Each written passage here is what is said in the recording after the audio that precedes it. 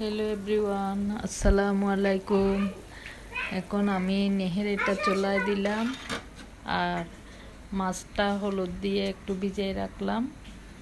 আগে নেহেরেটা চুলায় দিয়ে শাক কেটে নিব। শাকটা কেটে ধুয়ে নিলাম।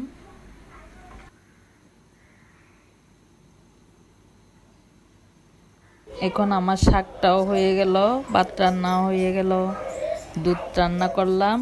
এখন ফাঁকে আমি একটু চা খেয়ে নিব।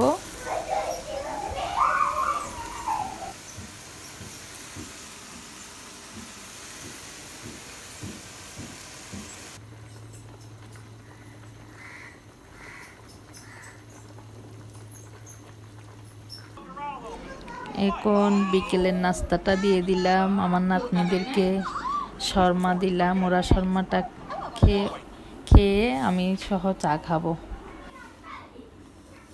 আমি বিকেলের চাটা খেয়ে নিব, আমার নাতনিরা শর্মা খেয়ে নেক, আমি চাটা খাই। আমি সন্ধ্যায় আবার নাস্তা করব, এখন খালি চা খাবো।